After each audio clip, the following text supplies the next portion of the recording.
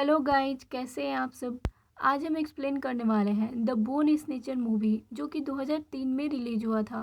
तो मूवी की शुरुआत में हम कुछ लोगों को देखते हैं जो कि रेगिस्तान में खजाना की रिसर्च में आए थे। उन्हें लगता है कि यहाँ पर बहुत खजाने हैं। अब ये सभी एक जगह पर जाते हैं जहाँ एक बड़ा सा अंडा के आकार का चट्टान दिखाई देता है और ये लोग उस चट्टान को खोदने लगते हैं। लेकिन तभी उस चट्टान के अंदर से एक क्रिएचर निकलता है और उन सबको मार देता है।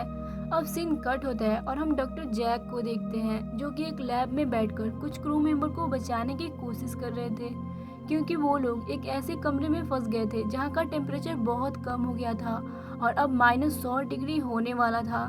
लेकिन जैक अपनी सूझबूझ से उन क्रू मेंबर्स को बचा लेता है और अब जैक के पास उसका बॉस आता है और जैक को उसी रेगिस्तान में भेज देता है जो हमें मूवी की शुरुआत में दिखाया गया था।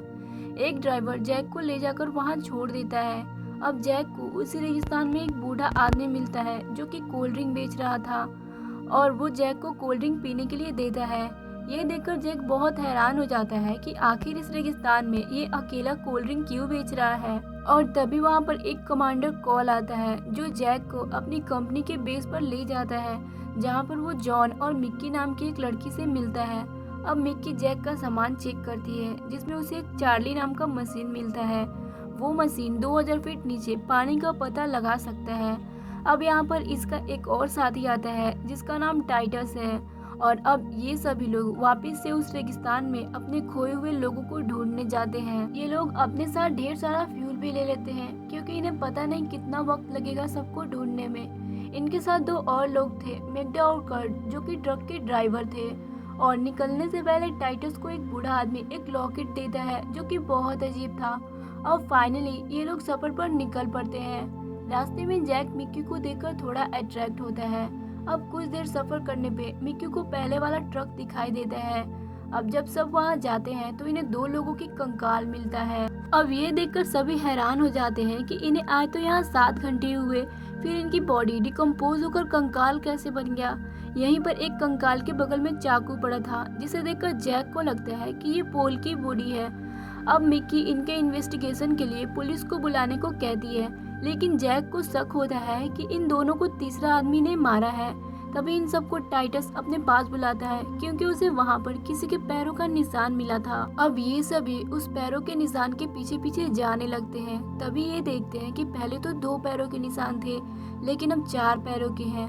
तभी अचानक से जैक की मशीन बीप करने लगती है और ये लोग उसी डायरेक्शन में जाते हैं जहाँ पर इन्हें एक शमशान घाट जैसा जगह दिखाई देता है और वहाँ पर कंकाल का पुतला भी बना हुआ था।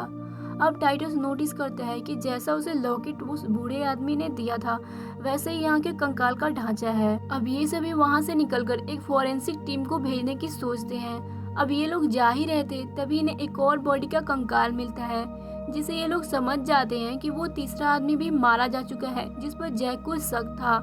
अब रात हो जाती है इसलिए ये लोग एक जगह रुककर रात गुजारने का सोचते हैं। अब रात में जैक सोच रहा था कि वो कहां से कहां यहाँ पर आया, लेकिन यहाँ आकर उसके साथ एक बात अच्छी हुई थी कि उसे मिक्की मिल गई थी। रात में वो रेत पर स्केटिंग करता है और मिक्की उसे देख रही थी। कुछ देर के बाद मिक्की जैक के पास उसका मशीन लेके आती है क्योंकि वो बहुत देर से सिग्नल दे रहा था। इसका मतलब वो क्रिएचर इनके आसपास ही है। लेकिन इस बात को इग्नोर कर ये लोग एक दूसरे के साथ फ्लर्ट करते हैं, बातें करने लगते हैं। कुछ देर बाद मिक्की वहाँ से उठकर वापस ट्रक में सोने चली जाती है, लेकिन जैक वहीं अकेला बैठ के कुछ सोच रहा था। तभी फिर से उसके मशीन बहुत तेजी से वेप करने लगता है और उसके सामने वो क्रिएचर आ जाता है, जिसे देखकर जैक जोर से चिल्लाते हुए वहाँ से भागकर ट्रक के पास आता है और अपने साथियों को जगाता है। और जब ये लोग टॉर्च लेकर उस तरफ जाते हैं तो उन्हें वहाँ पर कुछ भी दिखाई नहीं देता। तभी मिक्की इन्हें बताती है कि हमारे साथियों की कंकाल गायब है। यह सुनकर कार्ल को जैक पर शक होता है क्योंकि वही रात में बाहर ठहरा हुआ था। तभी जैक उन्हें समझाता है कि तुम्हें भी पता है कि यहाँ पर कुछ अजीब अजीब घटनाएं हो रही है और भला मैं उनके कंकाल का क्या करूँगा। अब टाइटस इन सबको एक क्यूरो नाम की क्रिएचर के बारे में बताता है कि वो एक रानी है और वो इतनी खतरनाक जीव है कि वो अपने शिकार की सिर्फ हड्डियों को ही छोड़ती है। वो क्रिएचर डायनासोर से भी पहले पाई जाती थी। ये बातें काल को बकवास लगती है। अब सब सो जाते हैं। फिर अगली सुबह ये लोग उस क्रिएचर की खोज में निकल जाते हैं और दूरबीन से देखते हैं। तभी उन्हें वो क्रिएचर मिल जाता है जिसे देखते ही ये लोग उस पर गोली चलाते हैं और गोली लगते ही वो क्रिएचर राख की तरह वहीं बिखर जाता है। अब ये लोग उस जगह पर जाते हैं जहाँ जाकर ये लोग शॉक्ड हो जाते हैं, क्योंकि वहाँ पर कुछ भी नहीं था, उस क्रिएचर की राख भी नहीं थी, बल्कि उन्हें वहाँ पर फिर से अपने साथियों की हड्डियाँ मिलती है। अब ये लोग उसे उठाकर अपने पास रख लेते हैं। उसके बाद ये लोग वापस से ट्रक में बैठकर वहाँ से जाने लगते हैं। लेकिन जैसे ही ये ट्रक स्टार्ट करते हैं तो उसमें शॉर्ट सर्किट होकर आग लग जाता है, जिससे इनकी ट्रक लगभग डिस्ट्रॉय हो जाता है। और जैक बताता है कि इस ट्रक को वापस से ठीक करने में बहुत टाइम लगेगा, शायद महीनों लग जाएंगे। और मिक्की अपने रेडियो से किसी को कांटेक्ट करने की कोशिश करती है, लेकिन उन्हें कहीं से सिग्नल नहीं मिलता। अब ये लोग यहाँ बुरी तरह से फंस चुके थे। ये लोग काफी परेशान हो जाते हैं कि अब क्या करेंगे। तभी मैग्डा इन्हें समझाती है कि ज्यादा परेशान होने की जरूरत नहीं है, हमारे पास अभी बहुत सारे फूड्स हैं जिन्हें खाकर हम काफी दिनों तक जी सकते हैं, तब तक कोई ना कोई सोल्यूशन मिल ही जाएगा। अब ये लोग वहीं पर अपनी एक छोटी सी बस्ती बसाकर रहने लगते हैं। अब एक रात क्रॉड टाइटस को उठाकर पहरे पे लगा देता है और खुद सोने चला जाता है। कुछ देर बाद टाइटस को एहसास होता है कि यहाँ पर कोई है। उसके बाद जब वो उस आदमी को उठाने जाता है तो देखता है कि उसे उस क्रीचर ने घायल कर दिया है, यानी कि उसे मार दिया है। यह देखकर टाइटस अपने सारे साथियों को आवाज देकर बुलाता है। अब जब तक कि वो लोग आते, वो क्रीचर टाइटस के हाथ पर हमला कर दिया था। फिर सभी लोग आकर टाइटस को ट्रक में ले जाते हैं। तभी ये देखते हैं कि वो क्रीचर इनकी तरफ बढ़ रहा है और उसे देखकर ऐसा लग रहा था जैसे वो काला रेत है जो फैलता हुआ इनकी तरफ आ रहा है। अब ये लोग उसके ऊपर गोलियां चलाने लगते हैं, लेकिन उस क्रीचर पर गोलियों का कोई असर नहीं हो रहा था। तभी कार्ल वहाँ पर पेट्रोल डालता है और आग लगाने का सोचता है, लेकिन तभी ये लोग देखते हैं कि सिर्फ पेट्रोल डालने से ही वो क्रीचर वापस जा रहा है। अब ये देखकर सभी थोड़े शांत होते हैं और समझ जाते हैं कि उस क्रीचर से बचने के लिए इन्हें पेट्रोल की जरूरत है, इसलिए ये लोग ट्रक के चारों तरफ पेट्रोल डाल देते हैं। तभी ये लोग देखते हैं कि वो क्रीचर कर्ट के कंकाल में घुसकर एक बहुत ही भयानक रूप ले लिया है, लेकिन वो इनके पास नहीं आ पाता। उसे देखकर कार्ल उस पे गन से शूट करता है, इसलिए वो क्रिएचर बिखर कर वहाँ से चला जाता है। अब जैसे तैसे ये लोग रात बिताते हैं और अगली सुबह ये लोग प्लान बनाते हैं कि वो पैदल ही अपने बेस में जाकर हेल्प मांगेंगे, लेकिन टाइटस के साथ मैग्डा वहीं रुक जाती है। अब जैक, कार्ल और मिक्की पैदल ही आगे निकल जाते हैं। कुछ आगे जाने के बाद वहाँ रेतीला तूफान आ जाता है और ये लोग तूफान में फंस जाते हैं। और जब तूफान खत्म हो जाता है तो ये देखते हैं कि जैक की मशीन टूटकर बिखर गया है और साथ ही ये लोग अपने सुरक्षा के लिए जो पेट्रोल लाए थे उसमें से भी काफी पेट्रोल गिर गया था। ये देख इन सबको काफी दुख होता है, लेकिन फिर भी ये लोग आगे बढ़ते हैं। अब चलते चलते रात हो जाती है, इसलिए ये लोग एक जगह बैठ जाते हैं और अपने चारों तरफ पेट्रोल डाल देते हैं। ये लोग काफी डरे हुए थे और एक दूसरे का हाथ पकड़े होते हैं। अब ये लोग बैठकर आराम कर ही रहे होते हैं कि वो क्रीचर इनके पास आ जाता है और वो इस बार मैग्डा के शरीर में समाकर आया था, यानी कि वो मैग्डा को भी मार चुका था। क्योंकि ये लोग अपने पास पेट्रोल डाले हुए थे, इसलिए वो इन्हें कोई नुकसान नहीं पहुंचा पाता और वापस से चला जाता है।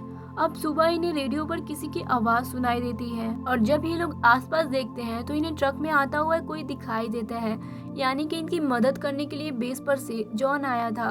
अब ये लोग मदद लेकर उस अंडे के अंदर जाते हैं उस क्रीचर के बारे में पता लगाने के लिए। वो अंदर जाने के बाद समझ जाते हैं कि ये जगह उसी क्वीन क्रीचर की है। वो क्रीचर चींटियों की एक बहुत बड़ी प्रजाति है। इधर ऊपर जॉन सबकी बॉडी के कंकाल को देखकर हैरान होता है। अब जॉन इन सबको बुलाता है और गन पॉइंट पर लेकर सब पूछताछ करता है, तो वो जॉन को सब बताते हैं, लेकिन जॉन इनकी बातों पर यकीन नहीं करता क्योंकि उसे लगता है कि ये लोग खजाना को चुराकर बाकी लोगों को मार दिया है।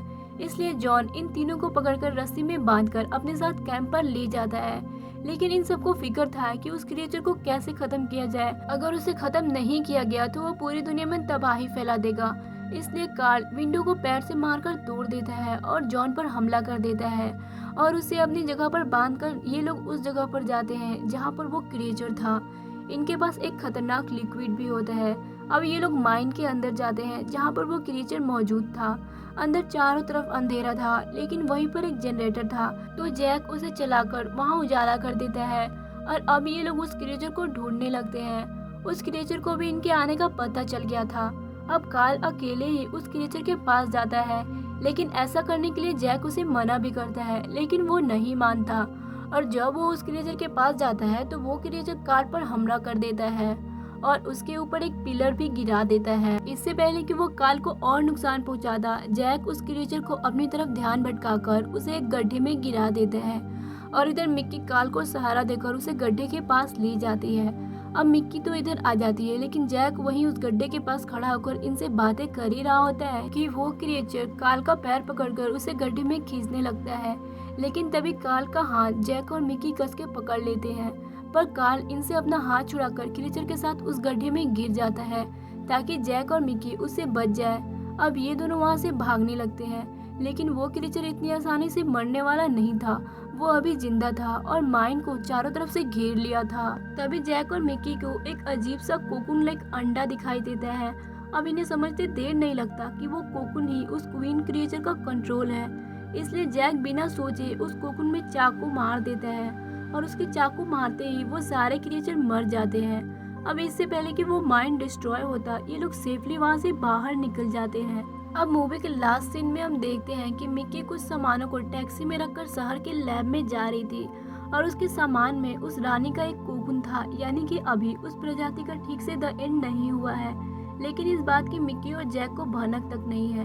खैर, मिक्की वहाँ से शहर चली जाती है, लेकिन जैक वहीं पर रुक जाता है कुछ काम के लिए और इसी सीन के साथ मूवी का द एंड हो जाता है।